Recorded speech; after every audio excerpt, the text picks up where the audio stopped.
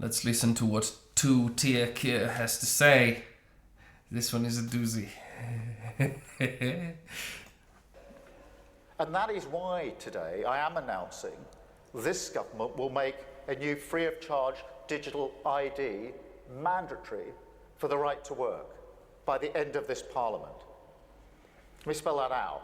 You will not be able to work in the United Kingdom if you do not have digital ID.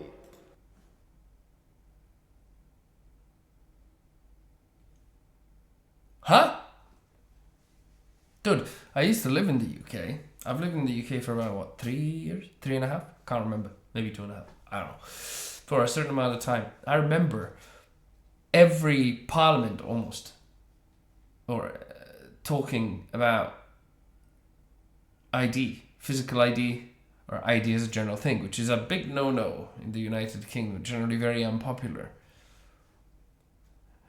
So this individual with a with a government that's barely hanging on announces digital ID. Now, digital ID already exists in some places. For example, in Italy, there is a digital ID. It's absolutely beautiful because with the digital ID, what do they call it in Italy? I don't remember. Dang it. Well, whatever. It's got a name and it's got an app. And you need to access the app.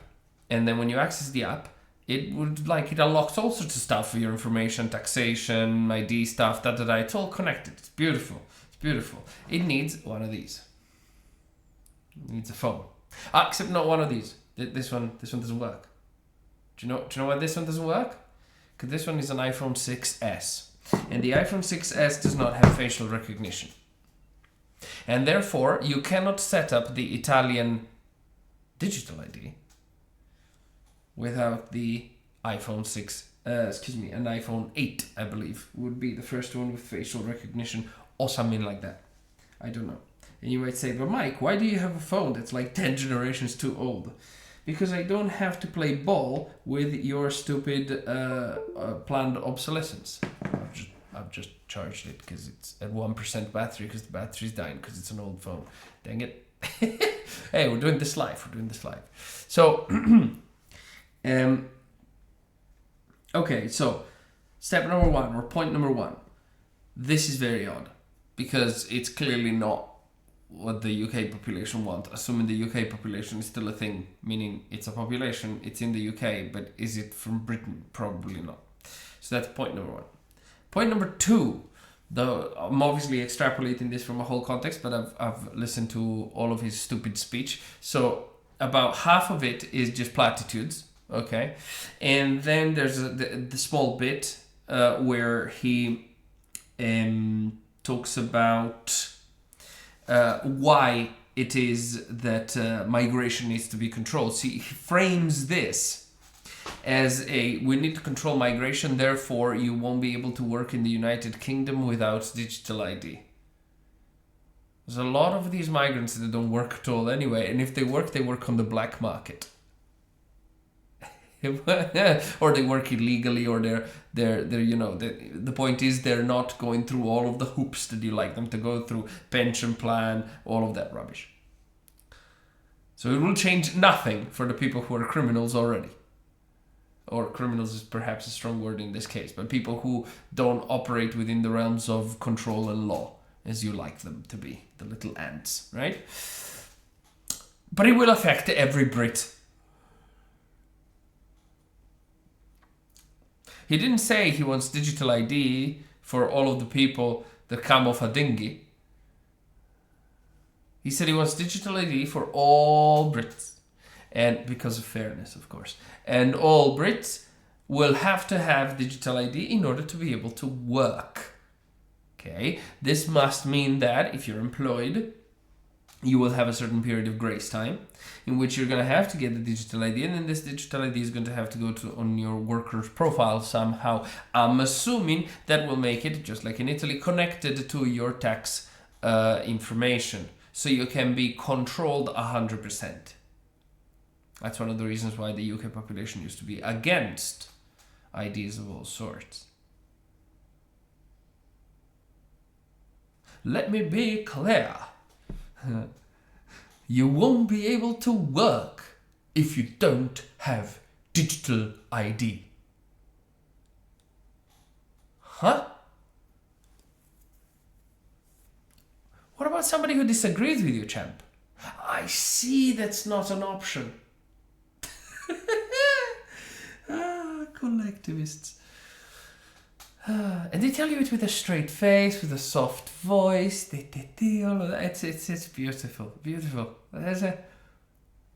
These people they are metaphysical demons. It's unreal. He has obviously no idea. This obviously is a human, and I don't particularly think the IQ rattling between those two temples is of great note, to be honest. But the astonishing the level of stupidity that is expected of the audience to think that this is desirable. So he says, fundamentally, if we translate it from politicese, right? There's a massive problem in this country with illegal entry all over the place. He mentioned it himself, illegal migrants, right? So he rides on the populist wave of the illegal migration, which is a very, very popular topic, right? Lots of people of the populace really care about this, whether sensibly, ideologically, whether practically, it doesn't matter, right? That explains to some extent the rise of folks like Farage and various other parties that have to do with defending British soil, essentially, from what people refer to as an invasion. Obviously, he won't do that, right? Because of his views, assuming he has any. Anyway, so he rides on this particular wave, and then he says, got it, I've got the solution to this. I'm going to force every Brit into a bureaucratic irritation. I'm going to tell you that it's for convenience and security. I'm not going to do anything about the fact that the migration wave comes in of people who don't want to work anyway, potentially. Who we house in hotels for bills that are exorbitant, most likely. Who harass our people, by our, I mean, of course, British people, both immigrants and locals, assuming locals are still, autochthones is still a thing. Anyway. And I'm going to impose this completely irrelevant thing that allows me to have perfect visibility over your contributions, over your pension plan, over all sorts of things. I'm going to make it mandatory, and you do not have a right to protest. And this is not going to get discussed. We're doing it.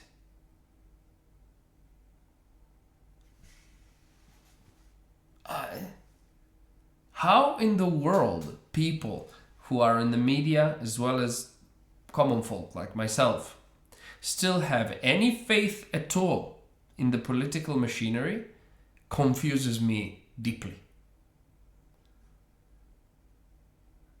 Because if you're under the impression that, say, for example, electing Farage is going to change anything, it's going to change something for about 10 minutes. Then another Keir Starmer is going to come into power somehow. Don't know, don't care. Maybe the elections are right. Maybe loads of people who vote are retarded. I'm not sure. It doesn't matter to me, though. The point is, somebody like him will come into power. And let's say that Farage is spotless. He's undoing all of this and which he won't. But never mind. He's going to be perfectly happy going along with the digital ID. Probably. I don't know. Anyway, a new government comes up 5 years later, 8 years later, don't care, right? Where this stuff will be re-implemented and pushed again.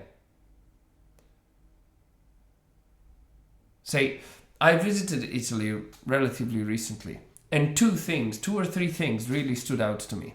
One is the stupid digital ID that they had. I had to set it up for my father who hadn't set it up. right? And that's very difficult because nobody in the family, my mother never had a cell phone at all. My father, she was older, right? My father had a cell phone, but it was really old and he has dementia and it's a whole thing, right? Okay, so I tried to set up the thing with my phone so I can then help him manage this when we are back in the other country where we live, which isn't Italy, right? And I tried to do it with my phone and it doesn't work. And then I have to look up on search engines why it doesn't work. I find out why it doesn't work and I go, my phone doesn't have facial recognition. I don't want my phone to have facial recognition, man. What the hell? Okay, so then I go to a friend there in Italy, old friend from school. And she lends me her phone for a moment. And I tried to set it up from her phone. Because her phone is one of the modern ones, you know, with all of the 20 million megapixel whatever camera that I couldn't care less about, right? And then it's too sensitive. Like information there is far too sensitive for me to input it on her phone and do whatever. And I go, okay, this I can't do that either. Okay, so I return her phone. Go, sorry. So I can't set it up. I just cannot sort this out. So I don't recall what I did in the end. I think I had to go to offices and all sorts of really irritating bureaucratic stuff. So I was like, this is incredible. Everybody has to have this. And I noticed that lots of people do. And I was like, I don't want to be under this level of control. This is crazy. Right? So that was point number one. Point number two. Italy used to have highways that were fun to drive on. What do I mean by that? You just drive and not think about things. Now, Italy had a big problem with the car crashes on highways and stuff like that on Saturday when everybody drives drunk or under influence of other substances. They used to call it Saturday Night Fever, if I remember correctly, somewhat ironically. Anyway, in order to resolve this, apparently, Italy implemented something called the tutor. They call it the tutor. I think it's hilarious, this name.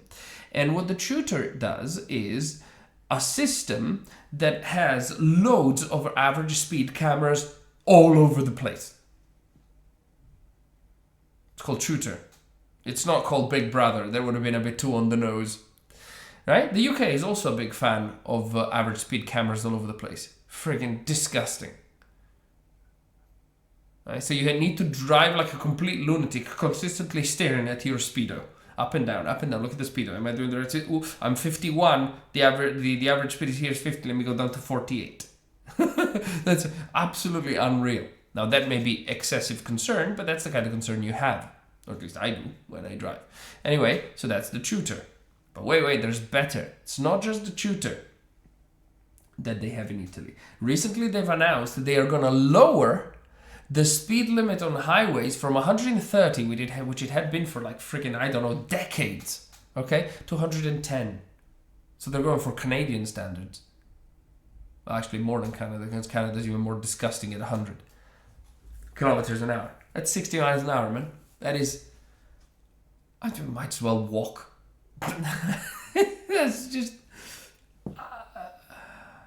and you understand, none of these provisions or decisions have anything to do with the people. They don't come from the people. They are not for the people. They are against the people. And once they're in place, nobody undoes them. And even if they do, the following government puts them right back. It is, like, think of it this way.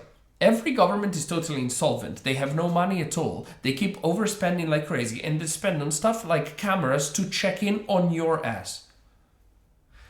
Like, I do not know how much it's going to cost to create a database, maintain the database, make sure that it's safe, make sure it doesn't get hacked, what kind of third party they're going to have to use to save, to protect the data, etc., from hacking for each individual. I mean, everything will be stored in this digital ID. Every number you have, the fiscal number that you have, the ID number that you're going to have because of that ID, your phone number, I mean, it's on your darn phone and needs to use that, so there's going to be some connection to the SIM in some way, right?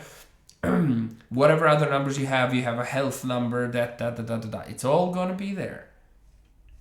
All convenient in one little spot. I'm sure it's going to be encrypted, But if anybody hacks that, it's a bad day, isn't it? But this is all going to cost to implement. All of this stuff is going to cost a stupid amount of money to implement. The people of the unconstrained vision, like Keir Starmer over here, say, doesn't matter, that's what we gotta do. Yeah, but you can't afford it. Doesn't matter, that's what we gotta do. I don't understand, sir. You cannot afford it. Doesn't matter, that's what we got to do. And he does it. Then following government comes in. Let's say that it's a more conservative government and thinks this is a bad idea. Let's say they scrap it. Okay, well then all of this money was wasted. And then they have debts to deal with, and that, and then let's say they need to spend to clean it up. Well, that's money going the other direction. Then another Kickstarter comes in, or he does the same thing, spends infinite money that he doesn't have. I do not know when the absolute and total collapse is going to happen, but I say I'm looking forward to it just as a cynical man. I'm not looking forward to it. It's obviously terrible and it's extremely dangerous. I have no idea how the world is going to look like when the euro is worth absolutely nothing. Or the pound, in this case, is worth absolutely nothing. It collapses. At least the pound is a local currency, so it should be slightly more resistant. I'm not sure. Right? But the fact that every country spends left, right, and center, all politicians keep on doing things nobody asked them to do, on false pretenses, etc. They'd be absurdly tyrannical. Like, Italy is so disgusting, I would never want to live in it. And it's one of the prettiest countries in the world. Unfortunately, it's got 2 things or 3 things in it. Italians, which is a bit of an issue. I'm one. Then it's got criminals in it. Big fans of that. They love it, right? Fraud is rampant over there. And then number 3, all of this crappy government control with no security. Like, it's not like it's a super safe place. It's terrible. And the only people that get fined and punished, etc., are just the law-abiding citizens who happen to go 115, and the limit has been changed to 110, and then they didn't pay attention to the news or whatever, right? No. Keir Starmer is an absolute worm. Okay.